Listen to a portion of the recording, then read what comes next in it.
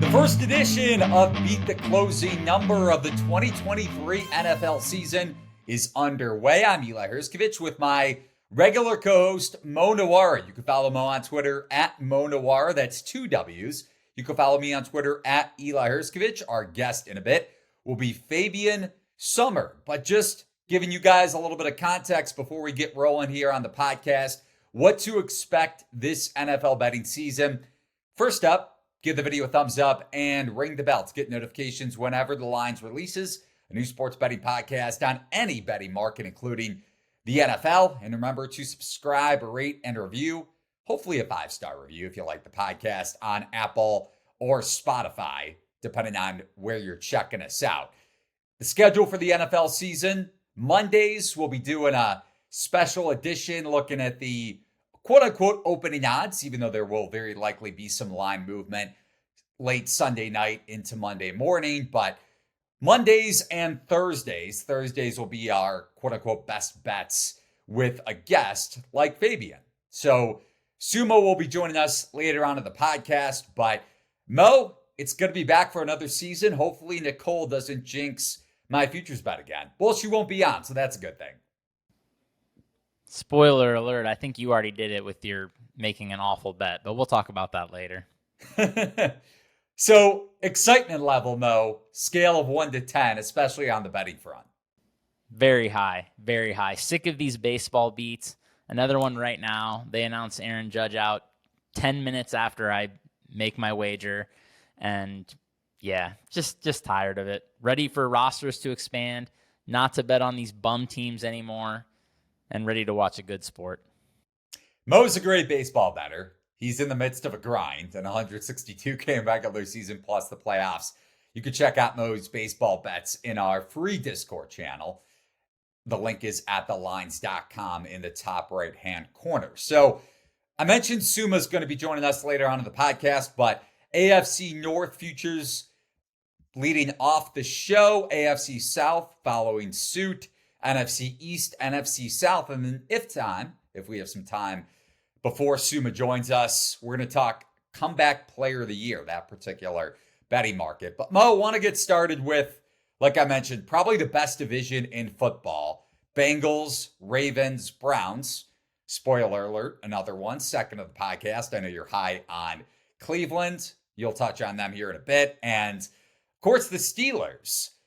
So first bet for me that I want to get to, Bengals win total under 11.5. The current market is at minus 140. I bet this at minus 120 back in May. So got a better number. I think most books had this down to 10.5, juiced fairly heavily towards the over when Burrow got hurt late in camp, which you would expect some sort of an adjustment just for protection. But now that Burrow's back, the market is back up to May standards, early June standards. I think Burrow got hurt in mid to late July. But when I say Bengals under to you, what's your initial reaction before I dive in? My initial reaction is that I haven't wagered on this and don't plan on wagering on the Bengals either way, but leaning the same way as you for sure, because I like the Steelers and the Browns more than the market. Okay, so you'll talk about Cleveland here in a bit, but no, I'm with you on Cincinnati at least being overvalued. We may disagree as to where there is value, even though I don't have a bet on a team to win this particular division. But like I mentioned with the Burrow injury scare, and just on that note, the Bengals haven't had a ton of negative injury luck over the last couple seasons. I know Chase got hurt last year. Their number one corner also out for the back half of the season, middle to the back half of the season, including the playoffs. But speaking of Cincinnati's secondary, they lose both of their safeties, Jesse Bates and Von Bell, in the offseason. And I know the Bengals ranked top 10 in terms of EPA per dropback allowed. And then you look at Cincinnati's secondary entering this season, and granted, Awuzie is healthy, supposedly healthy, but Nick Scott and Daxton Hill, two below average safeties per PFF entering the fold.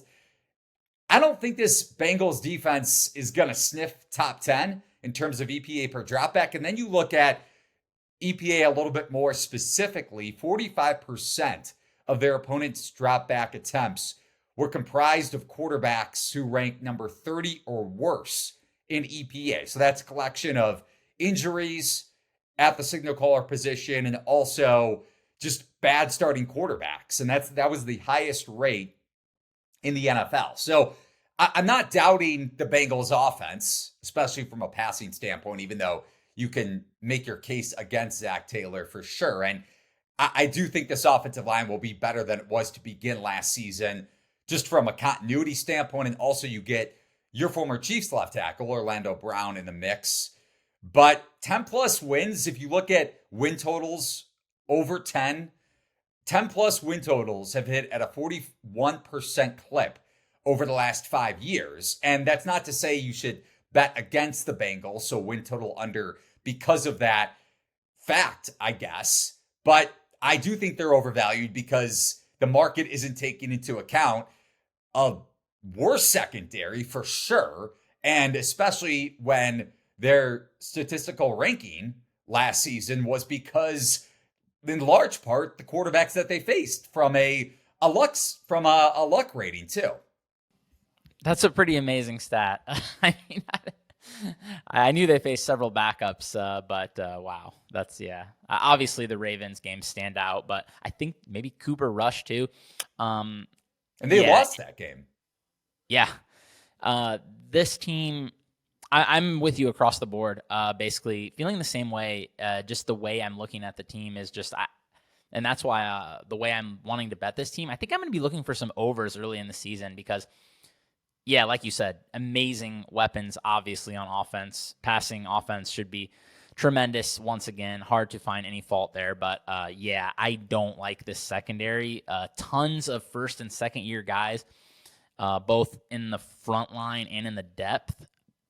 I think even if things go well at some point for this secondary, like they're coordinated very well, right? By Lou Anarumo. They have a great coach. So you could make the case he should be a head coach at this point. Yeah, like I think even if things go well for them, it will be something like the Chiefs last year where it's more so we see it in the back half of the season and there could be some growing pains early. Awuzie is so good, man. I really like him, but I don't tend to believe in cornerbacks coming off torn ACLs. We saw last year Tre'Davious White was not close to his normal self, right? So of all positions, like I know that, medical science has advanced. I've had 2 torn ACLs rehabbed myself, and, I know that they can do great things, but of all positions, man, I just think corner, you're reacting, cutting so hard, running so hard, up against some of the most amazing athletes on the planet. Even losing a quarter of a step can be a big deal in that spot. So, yeah, it's like you said, this secondary is very, very questionable. I think they could be in some shootouts. I know the total is kind of high for week 1, so I'm not sure if that's the one for me, especially when we don't know what Deshaun Watson's going to bring to the table. But I'm liking some early season overs potentially with this team because I view them the same way as you do, a weak secondary and a great passing offense, and that should be a recipe for a lot of points. You mentioned that week 1 market against the Browns, most likely an improved Browns defense, especially up front, and you have defensive coordinator Jim Schwartz entering that coaching staff.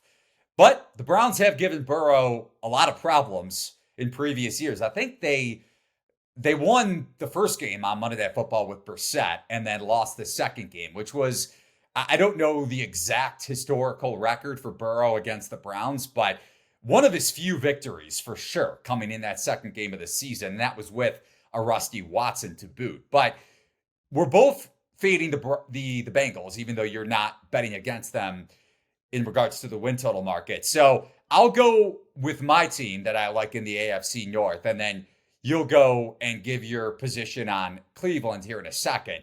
I like the Ravens. Probably not a surprise to many, and Mo kind of alluded to it from the get-go. I bet them at 25-1 to win the Super Bowl back in May. Now sitting at 18-1, pretty much a consensus price in the market. So if you look at the coordinator upgrade, I mentioned Schwartz for Cleveland at defensive coordinator. If you look at Greg Roman and how he kind of held Baltimore, how he held Baltimore's offense back when they were healthy. Keyword health, and we'll get to that in a second. So Baltimore failed to rank higher than 15th, so about average league-wide in terms of pass rate over expectation. And they also failed to rank better than 22nd across the NFL in situation neutral pace, which means they ran a pretty slow tempo across the board. Now you bring in Todd Monken, who's coming off back-to-back national championships at Georgia. No, that doesn't correlate to success as an NFL offensive coordinator, even though he did have that during 3 or 4 years with the Bucs. But during his tenure with the Bucs, relatively pass heavy, relatively fast paced. So that definitely does lean towards a positive outlook for Jackson, assuming he stays healthy. And the Bucs also averaged 10.6 air yards per throw when Monken was their offensive coordinator. And that was with, you could make the case, below average quarterbacks. I think Winston was there for a little bit of Monken's tenure with Tampa Bay. Lamar Jackson MVP odds plus 1,600 is the best price you're going to find at FanDuel Sportsbook. I get that number may not seem appealing, especially from an award voting standpoint when he already won the MVP back in 2020.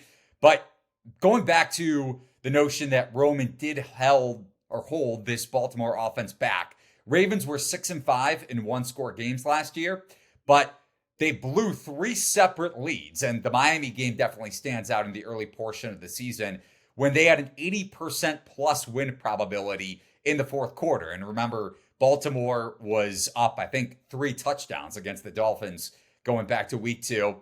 You have a seemingly healthy receiving core. I think Mark Andrews has dealt with some preseason nagging injury. Odell Beckham, you mentioned the ACL tear. He's coming off of that, but he didn't play last season. Bateman, I know, isn't fully 100%. You have a potential rookie of the year candidate too, and Zay Flowers, who looks very explosive so far in training camp, and then J.K. Dobbins, again, another seemingly healthy player. So you have a very high ceiling offensively, which is why I like the bet from that perspective. And then injuries, yes, I know that's going to be your contradiction here, but Baltimore led the NFL in adjusted games lost due to injury back in 2021, so 2 years ago. They finished 25th last season, so they've had their fair share of negative injury luck. No, that doesn't mean it's gonna flip over and the Ravens are all of a sudden going to become healthy. We've already seen that issue pop up with an injury-prone cornerback and their best defensive player, arguably, in Marlon Humphrey. And Harbaugh does expect him to be back within the first 4 weeks, but who knows in that regard. They did bring in Ronald Darby at corner, and then you added Jadeveon Clowney, another injury-prone player, but he does improve that pass rush for a group up front that really needed it. And you think about this Baltimore defense, last point I want to make, 5th fewest EPA per play allowed from week 9 onward, which stems from acquiring Roquan Smith last season, the Bears' former middle linebacker. And from a scheduling standpoint, too, the only opponent that has a rest advantage on their entire slate is Miami, looking ahead to week 17. So, again, AFC is a gauntlet. I understand that if you're looking to bet on a team to come out of that conference, I totally understand it. Mo's a Chiefs fan, does not bet by his heart, but the sentiment is there. If you're going to take one team out of that conference, though, that isn't a heavy favorite to win it, I think it's Baltimore. So you can make your quick case against Baltimore for sure, and then we'll take a look at the Browns. Yeah, I think definitely some counterpoints to some of the things that you like. I'm not sold on. Todd Monken, for one, I think he's an odd fit with this roster. I know you are excited because they're going to throw the ball, but when we've seen this offense at its best, it was using Lamar Jackson as a hammer in the running game, a multifaceted running game with, reasonable running backs. And I don't like the weapons at all. I think it's a very, very questionable group of wide receivers.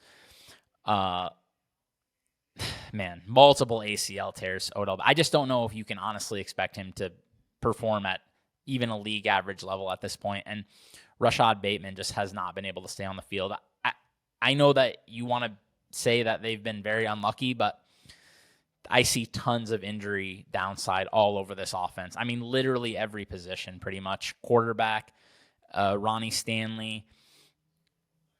I've already talked about the wide receivers. The best predictor of future injury is past injury. So that's really a major issue. I mean, I'm agreeing with you in the sense of there could be a high upside for sure if people stay upright, but this many players with this much injury history, I'm having a hard time seeing it.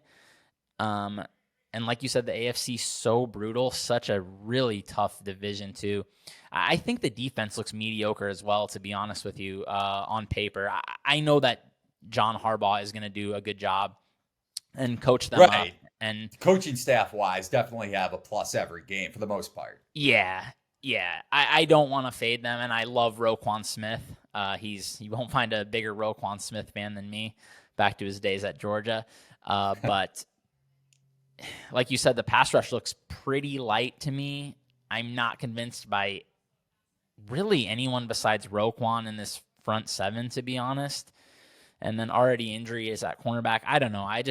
I find it hard to see a team with this many question marks and this much injury history coming out of just a brutal AFC.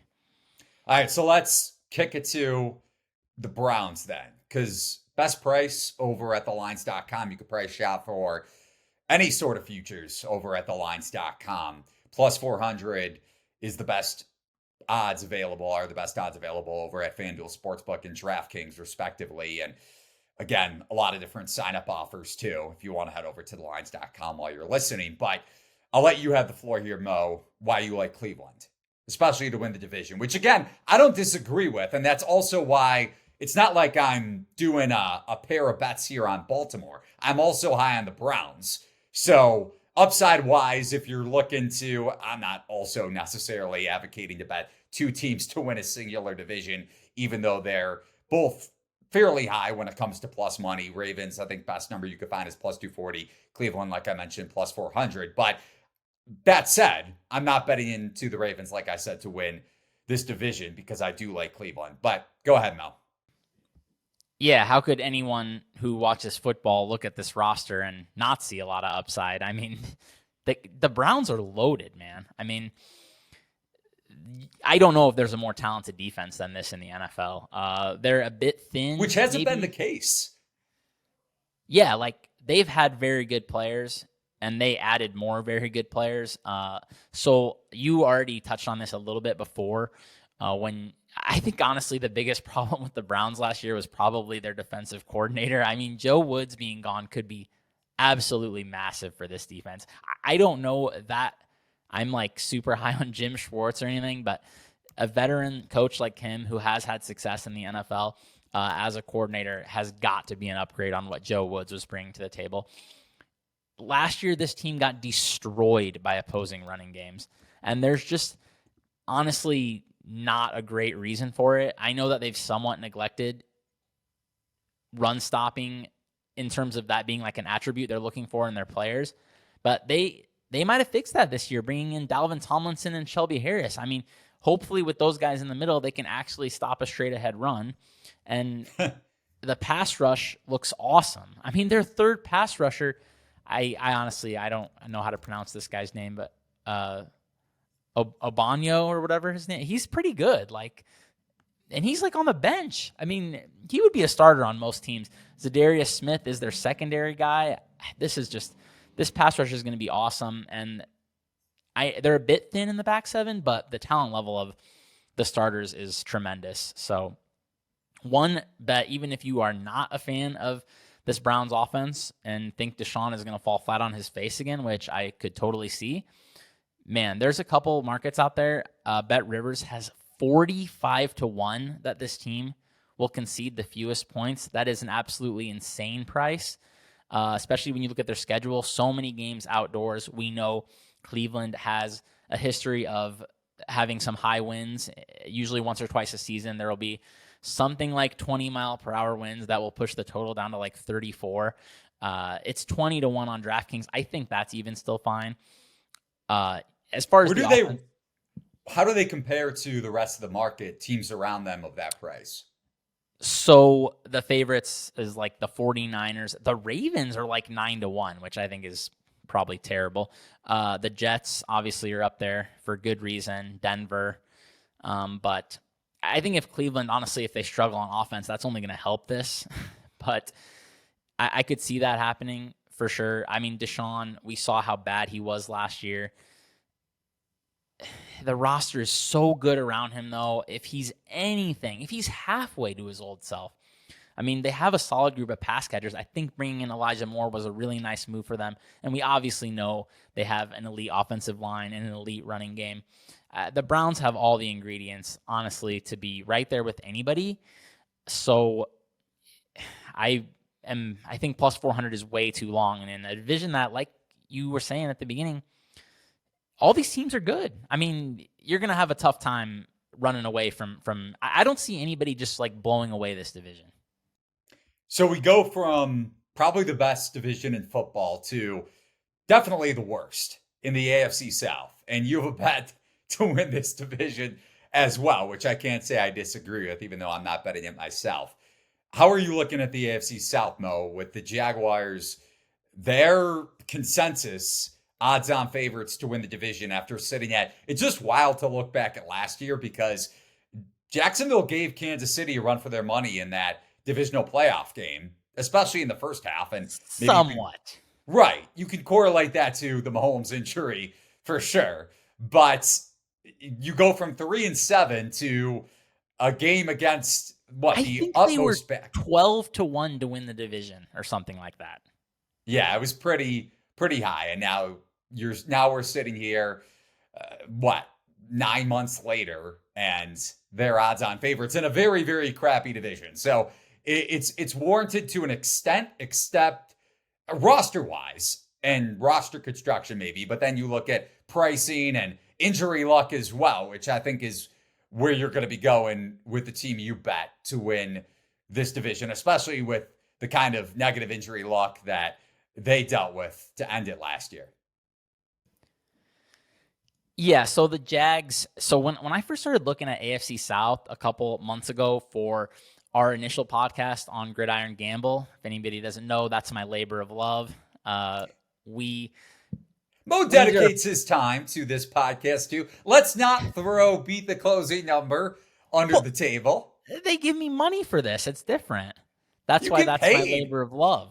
You don't get paid to work for Katina. That's what I'm saying. We get money here.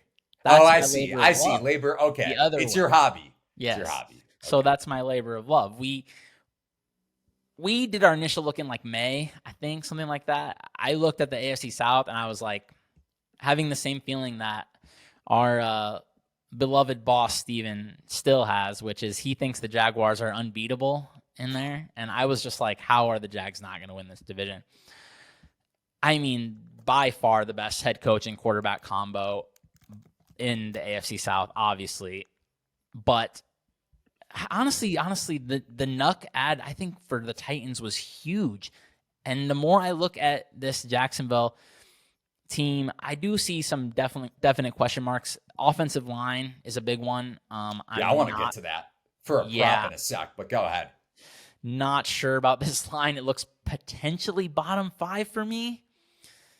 Calvin Ridley, I loved him when he was at Atlanta, but I mean, man, the history of these guys missing a year plus and coming back to football is so bad in recent years. And I'm not convinced by their secondary either. I'm not sure they're going to be able to stop opposing passing games. Yeah. Really thin roster overall. There's definitely some downside there. And when I look at this Titans team, like I said, the Nuck pickup, he's not what he used to be, for sure. Not a top 5 guy anymore, maybe not even top 10. But did anybody need a competent wide receiver more than the Titans? I mean, this group was about to be led by Treylon Burks. That pushes everybody to a more reasonable role. We can get Treylon Burks, WR2, which is what he should be. Chigo Okonkwo was showing some flashes back half of last season. If those guys stay healthy, then I think Ryan Tannehill and Derrick Henry can bring a very bad offensive line to competence. It's not like this is a situation that's going to be new for them. They have been dealing with bad offensive lines for years. And you look at the coaching staff here, led by Mike Vrabel. When has a Mike Vrabel team ever underachieved? It just doesn't happen. So I really think there's more potential than the market does with this team. I like over 7.5 wins. I like plus 350 for the division. And when I'm looking at this defense, you touched on it already, hinted at it, with no team was racked by more injuries in the secondary than the Titans. Like, if you look at last year's numbers, they got shredded by opposing passing games. They were like bottom 6 or something, EPA per play allowed, opposing passing games. There's actually talent in this secondary, though. They have used tons of high picks on players in the secondary in recent years, and yes, not all of them might contribute. I don't know if Caleb Farley is ever going to step on a football field, but I like the Azeez El-Shire pickup. I always thought he was pretty good for the 49ers. Jeffrey Simmons still there. He's a monster. Getting Harold Landry back. I think he didn't play a snap last year. Yeah, up front, that's a huge get. Yeah, they were second. You're not talking about an acquisition. You're just talking about negative injury luck. Yeah, and then just to throw it back to what you said about adjusted games lost, they were second in the NFL last year, and it was so concentrated in the secondary. I mean, they were running out just absolute gym teachers out there at times, 4 backups. I mean, it was crazy. They're not going to be anywhere near that bad again, I don't think. So with a head coach that, like I said, is always getting his guys to play, I think the Titans will have both a solid floor and a ceiling that's high enough to pass the Jaguars. So I want to touch on Jacksonville, and then you have another bet in this division, not necessarily from an upside standpoint. You mentioned, or we hit it off the top here with this division, Jags odds-on favorites to win it. I think cheapest number you can get is at DraftKings at around minus 150. Again, price shop over at thelines.com. So you mentioned offensive line, and they did showcase a top 10 pass block grade collectively per PFF. But the offensive line did rank dead last when it comes to rushing success rate from when you look at it purely from an offensive line standpoint, also per Pro Football Focus. They lose Juwan Taylor to your Kansas City Chiefs. I'm going to keep referring them as your Kansas City Chiefs. And so you have a first rounder in Anton Harrison being plugged in there at right tackle, but then you go on the opposite end, which I think you hit on, Cam Robinson, who's going to be suspended for the first 4 games of the season. And Jacksonville also had a pretty favorable schedule last year. Now they're facing a first place schedule, depending on how you want to look at it, whether you actually value the way point spreads are lined up or not. And the run defense, in terms of opposing run defenses, isn't great. And that was a bet that I made, that I wrote about in the Lines mailbag column, weekly wager, I think it's called. And you could check out our free games to sign up for, win cash prizes, all that good stuff over at play.thelines.com. Travis Etienne's rushing prop is 925.5 over at DraftKings. I bet the under there yesterday, not only from a run block standpoint and where Jacksonville chalked up last season, but again, the schedule does not fare well for much success on the ground for Etienne, coupled with the 3rd round pick that they got to maybe supplant him down the road, or at least split carries-ish. So I don't like Jacksonville. I'm not necessarily as high on Tennessee as you are to make a bet on the Titans to win this division. But what's the other one? Not a future per se, but win totals market. Second win total we're going to hit on, at least from a clear-cut bet. What do you got? I think the Colts could be extremely awful this year. I don't know if that's a hot take or not. I feel like there's some people who are a little bit optimistic on them. Yeah, you can get under 4.5 wins plus 350 on DraftKings. Man, you have a completely unproven rookie head coach combined with a rookie quarterback who didn't produce in college. The pass catchers might be the league's worst. Not a fan of Pittman? I like Pittman. He's fine. Like, he should be a number 2. It's a wasteland outside of that. Look at their tight ends. Yeah. And Alec Pierce. I mean, goodness gracious. This is they're not doing Richardson any favors when it comes to that. And the offensive line, I know it's been elite at times in past years, but I don't even think this is your older brother's Colts offensive line. It's been degrading a little bit the last couple of years, has rated more in the middle of the pack, I think last year for sure. And man, look at this Colts secondary. This is an atrocious group. I mean, I think this defense is going to give up 24 points per game, and that's a major problem when your offense looks like it's built to win every game 2017 based on just Anthony Richardson plunging here and there to move the sticks. And probably the most talented player might not take a snap for that team this year. I think the Colts could be extremely awful. And yeah, I don't think the market is really crediting the downside where I see it here. Yeah, I was going to say two things. You mentioned Shaq Leonard on the back end. So if he, injury luck maybe sways in his direction, but I don't think we have any sort of positive outlook, or at least for sure guaranteed that he's going to play in week 1. And that's the commander of Indianapolis's defense.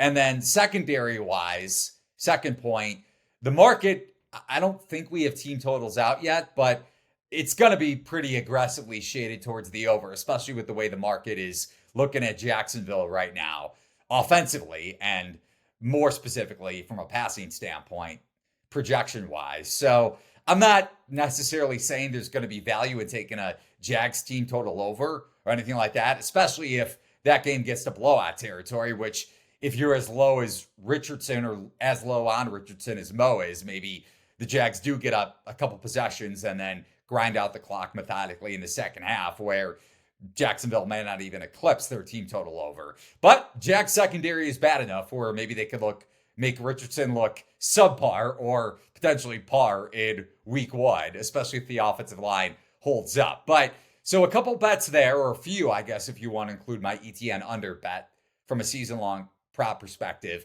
So we've done AFC North, we've done AFC South. So third division future we're going to hit on, though, the Dallas Cowboys. I bet them earlier in the week at plus 195 over at DraftKings Sportsbook. First area I want to touch on, interception luck. And in a positive sense for Dallas, especially Prescott, he was tied for first last year with Davis Mills, 15 picks in 2022. But then you look at his previous 6 seasons, and he was only picked off on 1.7% of his just under 3,000 pass attempts. So again, sample size wise, maybe you could say that playing with a smaller sample size of games because he was out for a 4 or 5 game stretch last year, maybe that correlates to a higher interception total in 2023. But then you look at a much larger sample size over 6 seasons, and it's not like Prescott's interception rate was anything glaring. So I do think he's going to have a positive outlook when it comes to the turnover department.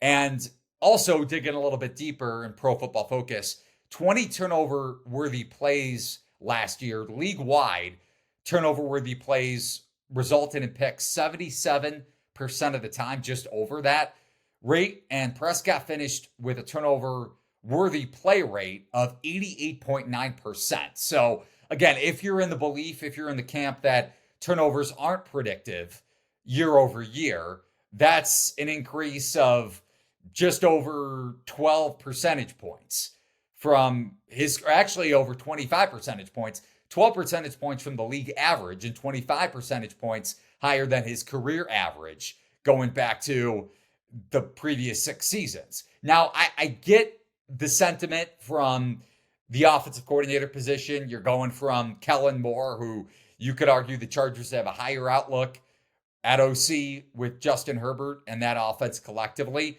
And the Cowboys go from Moore to Brian Schottenheimer in a much slower tempo. I mentioned the antithesis of that with Baltimore. So the Cowboys and McCarthy also, his history doesn't necessarily counter what Schottenheimer may want to do with this Dallas offense. So that's the one glaring concern I do have, because McCarthy and Schottenheimer could definitely tear this thing down. Not maybe playoff odds if you're looking to bet Dallas to make the playoffs or anything like that, but at least tear this bet down to win the division because the Eagles roster construction wise, definitely have a strong roster on both sides of the ball. But again, I mentioned the upside with Prescott seemingly there, and also at running back. You get rid of Zeke Elliott. Tony Pollard is going to take the mantle of the carries. I know you have a season-long prop bet on Pollard that we'll hit on in a second. But if you look at EPA per play overall, Pollard ranked 105th out of 105 running backs in total EPA, 105th out of, again, the total amount of backs last season. Now. Right, league-wide. Pollard. Oh, correct. I'm talking about Zeke. Thank you for correcting me there. Yes, Zeke. This is not a negative note on Tony Pollard. Zeke ranked 105th out of 105 backs in the aforementioned category, EPA. Also ranked 105th out of 105 backs in success rate. So Pollard, on the flip side, third most yards after contact when playing behind Elliott. So yes, smaller sample of touches, but still the explosive carries are there. And also passing grade as a receiver, among tailbacks who saw at least 50 total targets, none averaged more yards per catch or lower drop rate than Pollard. So maybe Deuce Vaughn eats into that touch load a bit, if depending on how you want to look at his upside. I get that he's 5'6" and very lean, not just a little bit lean. 6th round rookie. Yeah, I do think he handled his fair share of carries in college, where maybe he's got Darren Sproles' upside. Of course, the floor is low, but nevertheless, Pollard definitely has a higher upside within this offense, and I think the ceiling definitely is raised by Pollard collectively. And then you add in Brandon Cooks, so you have a true number 2 receiver. You could argue that his catch rate was pretty low if I'm going to grade him as a number 2 wideout, but I think you could also correlate his catch rate or negative catch rate, because it was amongst his career lows, to not having a true quarterback, or at least an above average quarterback and bottom 5 quarterback when it comes to dropback EPA in Davis Mills last year. And then defensively, you add in Stephon Gilmore, 6th graded coverage corner per PFF. So, and that's for a top 5 defense, mind you, when it comes to the run, against the run and the pass last year. So I really like Dallas. I mentioned Philly's downside overall for potential regression. The offense definitely has a very high ceiling, but they had a ton of positive injury luck. And yeah, you could say Jalen Hurts got hurt in the back end of the year, but that was also when the Eagles wrapped up the number 1 overall seed. So take that into account. I mentioned the coordinator change. Maybe that has a bit of a negative effect, at least from the get-go, when the Eagles schedule is fairly front or back-loaded, mid to back-loaded. They have the Patriots, Vikings, Bucks, Commanders, and Rams to kick it off. So definitely mid to back-loaded. And specifically, Cowboys, Chiefs, Bills, 49ers, and Seahawks all bundled in the middle to back end of that path.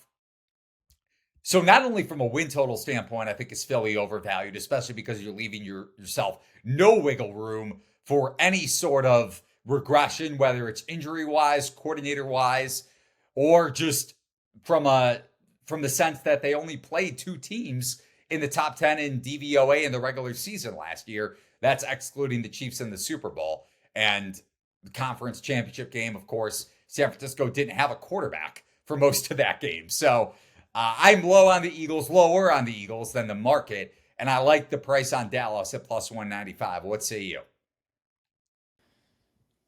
With you in spirit on Dallas, not with you in the sense of being down whatsoever on the Eagles. I think they have built an absolutely incredible roster with, I know that you're wondering if maybe injuries could be more of an issue, but I honestly don't know if there's a team more insulated against injuries than the Eagles. They have built one of the deepest rosters I have ever seen in the NFL, and much better head coach. I just think both of these teams are great, to be honest. I'm with you that the Cowboys should be very good, though. I have a couple of bets that I'll touch on real quick. Like you said, Tony Pollard over touchdowns. I like it a lot. I like Tony Pollard to lead the NFL in touchdowns, 22-1. I think that is way off because Dallas is going to score a lot of points. He will handle a very large number of the touches given who his backups are. And Dallas loves to run it in when they get close to the end zone. They had 24 rushing touchdowns last year. That was second in the NFL behind the Eagles. Also like Micah Parsons to lead the NFL in sacks at 10-1. I have no idea how he can be 10-1 to lead the NFL in sacks when he is also the favorite for Defensive Player of the Year, and he's plus 500 there. These numbers make no sense. One of them has to be off. How is he priced into the market in terms of the guys around him for sack leader? So he's like fourth, which is like really weird to me. If he's the favorite for Defensive Player of the Year, there's no way he should be fourth in the sacks market. I love the Gilmore ad, like you touched on. I thought he was rock solid every time I watched the Colts last year. That's part of the that's a downgrade for Indy too. You way down on their secondary, right? Yeah. And I think replacing Dalton Schultz essentially with Brandon Cooks should be a net positive. I know Schultz did good work for them, but Cooks is just a more explosive, more proven weapon. He's done it for so long. I know he's getting a little bit older. Same for Gilmore, but I really didn't see any drop off for Gilmore. And Cooks, I know he's getting a little bit older, but he can still do it, man. I mean, he had multiple big games last year, and honestly, selling him as the WR2 might be a little bit strong. It's kind of a 2.5 situation where him and Gallup should be having pretty similar roles, I think. So, yeah, I think the Eagles are going to be very good. I think Dallas is going to be very good. I just think the Eagles are going to be a bit better. What about win total? Anything there, or maybe alternate win total over on the Cowboys? Because this could conceivably, you could have two teams in the NFC East that 11, 12 wins, maybe even 13, is within the ballpark of possibilities. Yeah, could absolutely see that. Could see the Cowboys snatching the number one seed. That might be worth a look just because, like you said, the Eagles have such a tough schedule. And then you have a 49ers team that I think is a little bit overvalued. Overall, I think their roster has degraded a little bit more than people are realizing. So, I think probably I'm a little higher on the Cowboys than the market. I just have a lot of respect for what the Eagles have put together. Makes sense. So, wrap it up here before we get to Suma, one of the best NFL bettors around. You'll definitely want to stick around for that. NFC South futures. We each have a couple. You definitely have a stronger take on this division than I do. I was kind of looking at it from a different market to attack it, especially with the favorite, considering this is the second worst division, maybe even the worst, but AFC South probably takes the crown, takes the cake there. Falcons, who the market has been very high on, their odds to win the division sliced from plus 350, I want to say maybe plus 320, all the way down to plus 220 now to win the NFC South. So market has taken a liking to Atlanta with Desmond Ridder in his second season, Arthur Smith, one of the favorites to win Coach of the Year, Bijan Robinson, the favorite to win Offensive Rookie of the Year. What do you make of the Falcons, Mel? Yeah, I will buzz through this real quick because we unfortunately have to move on, but I don't understand the Falcons love at all. A very high-profile betting group released Falcons over as a play multiple months ago. I mean, whatever. I think it wasn't the worst bet ever, maybe at that number, but now it's like they're expected to be better than 500 when they might have the worst passing offense in the NFL, which, yeah, I mean, will they have a solid defense? Yeah, I like the moves they made, and I think this is a really good defense on paper, although still some downside. Very, very old up front. Very old up front. So any injuries there could torpedo things, and we know what drives winning in 2023. Passing drives winning, and we don't even know if this team has more than one decent target in the passing game. I mean, we don't know if Kyle Pitts is good. We're 3 years into his career now, and he hasn't done anything.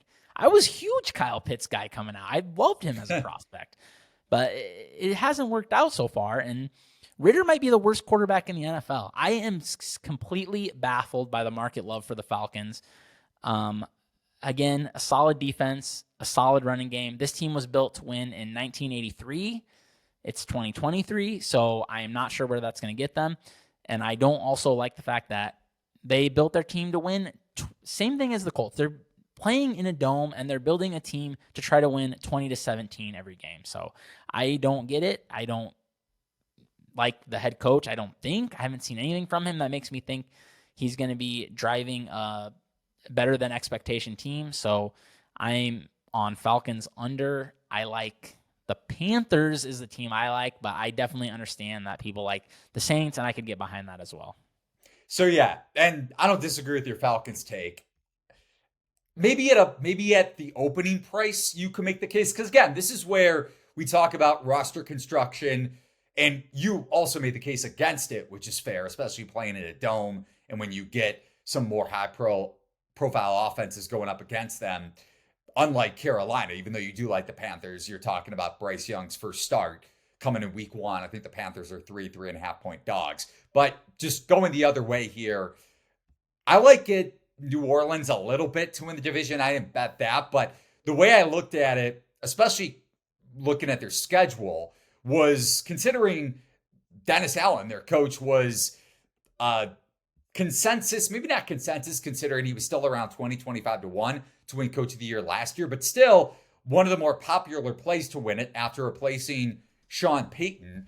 And then now we're coming into his second season. Yes, you can make the case that previous injuries don't necessarily correlate to positive injury luck, but if Michael Thomas is healthy for a full season, if Marshawn Lattimore is healthy for a full season, or at least 75-80% of the games, if Marcus May is healthy, coaches will inadvertently get credit for that.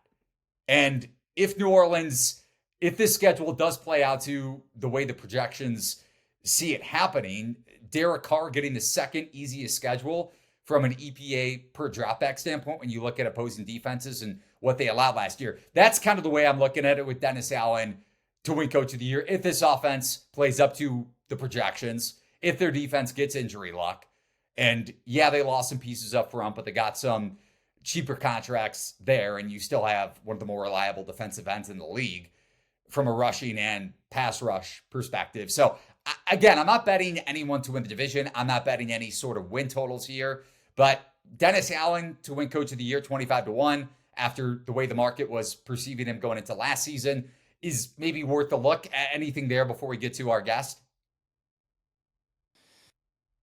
No, I kind of feel like they're priced about where they should be. And yeah, the Saints are probably the clear-cut best roster in that division and could definitely see them having a solid season. I do like Derek Carr over 22.5 touchdowns quite a bit. I think that number is way too low. He's been one of the most durable quarterbacks in the NFL, and if the Saints have anything close to the season that the market is thinking they're going to have, I think he should fly over that pretty easily. All right, so that's our breakdown for division by division. Now we'll get to our guest here, one of the best pro bettors around, Suma, coming back on the other side on Beat the Closing Number, presented by thelines.com.